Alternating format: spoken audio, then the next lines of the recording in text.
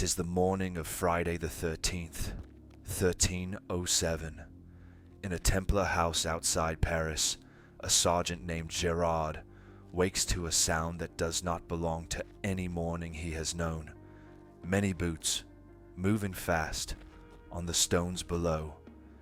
He does not know it yet, but across the whole kingdom of France, at this exact hour, the same sound is filling every Templar house at once. The doors of the most powerful organization on earth are being kicked open by the king's men. By the time the sun is up, Gerard will be in chains. His masters, men who bankrolled kings and bled for the Holy Land, will be prisoners. Within 7 years, their Grand Master will burn alive on an island in the Seine. The order will be erased, and this date, Friday the 13th, will carry a shadow for the next 700 years. They were accused of the darkest crimes imaginable. And here's the thing almost no one knows. A document hidden in the Vatican for 7 centuries says the charges were a lie. It was found, by accident, in our own lifetime. This is the story of the Knights Templar, not the myth, not the Holy Grail, not the buried treasure, not the conspiracy version you've heard 100 times. The real story, stranger, darker, and far more human than the legend. How 9 poor knights became the most powerful institution in the medieval world. How they invented something you still use every single day. How a king who owed them everything decided to destroy them. And how, 700 years after Gerard heard those boots on the stairs, a historian in the Vatican found the document that finally told the truth. It begins, like most things in history, with 9 men and an impossible idea. The year is around 1119. The First Crusade has, against all odds, captured Jerusalem, and now thousands of Christian pilgrims are pouring into the Holy Land. The problem, the roads of death. Pilgrims are robbed, kidnapped, and killed by the hundreds on the way to the holy sites. So 9 knights make a vow. They will protect the roads. Poverty, chastity, obedience, warrior monks, a thing the world had never quite seen. Men who pray like monks and kill like soldiers. They're given quarters on the Temple Mount, on the site believed to be the Temple of Solomon, and so they take their name, the poor fellow soldiers of Christ and of the Temple of Solomon, the Knights Templar. 2 centuries later, a sergeant named Gerard would wear that same red cross. He would never own the sword he carried, or the bed he slept in. Everything belonged to the order. That was the vow. It was also, though no one imagined it yet, what made the order worth destroying. They began with nothing. Within 2 centuries, they would be richer than kings. Here is where the Templars did something genuinely revolutionary, and it's the part the legends skip, because the truth is more impressive than the myth. A pilgrim heading to Jerusalem had a problem. The journey took months, and carrying gold the whole way was suicide. Every bandit on the continent wanted it. So the Templars built a solution. A pilgrim could deposit his money at a Templar house in London or Paris. He'd receive a coded letter of credit. And when he arrived in the Holy Land, months later, 1,000 miles away, he could walk into a Templar house and withdraw his funds. Stop and think about what that is. That is banking. International banking. A network where you deposit money in one country and withdraw it in another. Warrior monks in the 12th century built one of the first functioning international financial systems in history.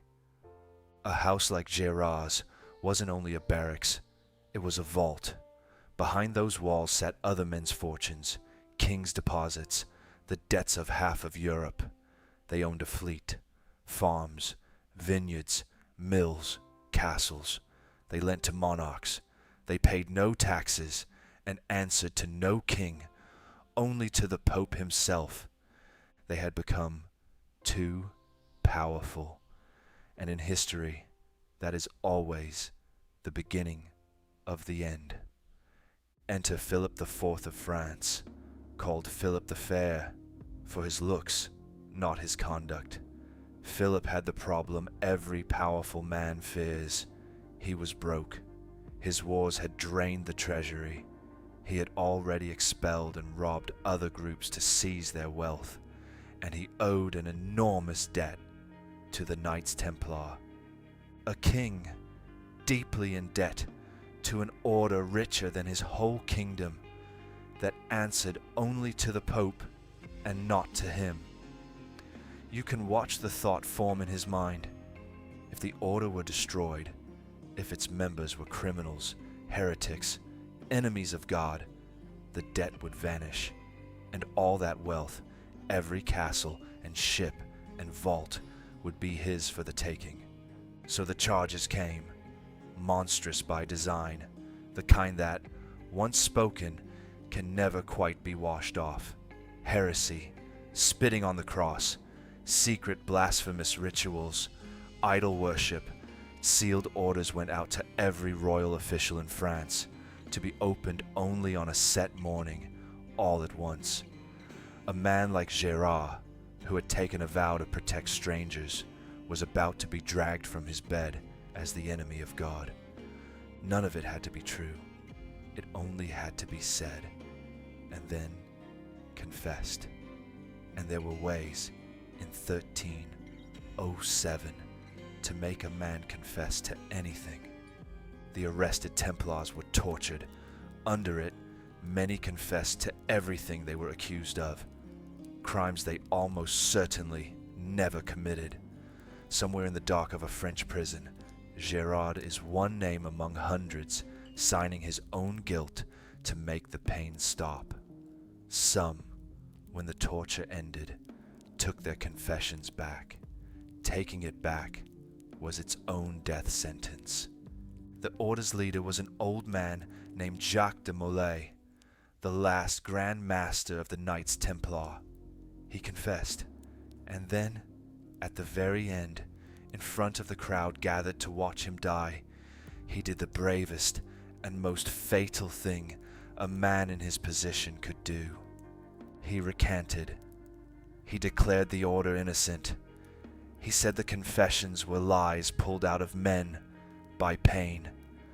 For that, he was burned alive on a small island in the Seine in March of 1314.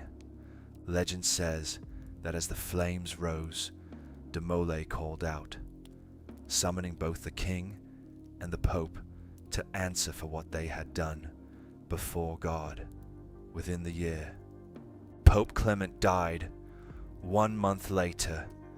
King Philip died within 8. Probably coincidence, but it is the kind of ending that turns history into legend, and it is why, 700 years on, we still feel a flicker of unease on Friday the 13th, and there the story sat for 7 centuries. The Templars, condemned, burned, dissolved, remembered, if at all, as either villains or the stuff of conspiracy. Gérard and every brother like him, guilty in the only record history kept, until the year 2001. An Italian historian named Barbara Fraile is working in the Vatican's archives, and she pulls a document that had been catalogued wrong, misfiled, lost on a shelf, unread for 700 years. It is called the Chinon Parchment, the actual record of the Pope's own secret investigation into the Templars in 1308, separate from the king's show trial. What it revealed rewrote the ending, because according to this document, Pope Clement secretly found the Templar leaders not guilty of heresy, the great crime, the one that justified the fire. He absolved them. The Pope knew, or strongly suspected, that the charges were a sham, forced by a king who wanted their money.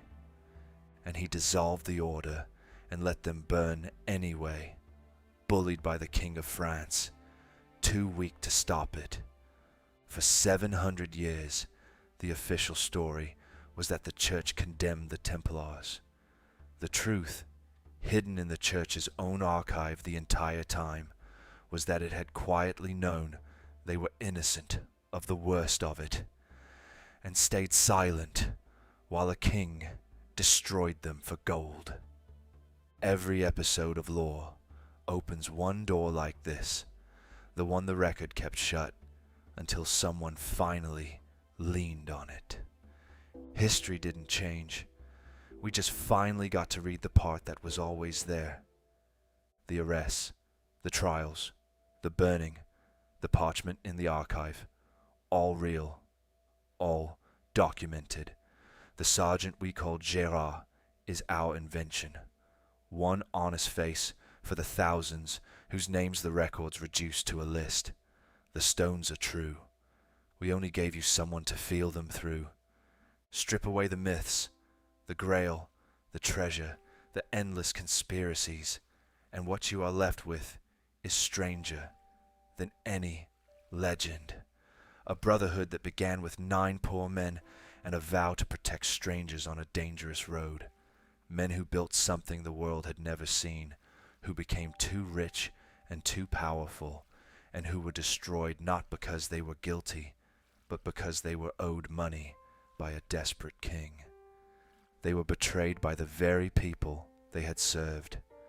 Their leader chose to burn rather than live a lie, and the institution that could have saved them looked away and kept the secret of their innocence locked in a drawer for 7 centuries. We think of the medieval world as far away, distant, other, but greed and fear and the destruction of the inconvenient, and one man dragged from his bed for a debt that was never his. Those are not medieval things. Those are human things.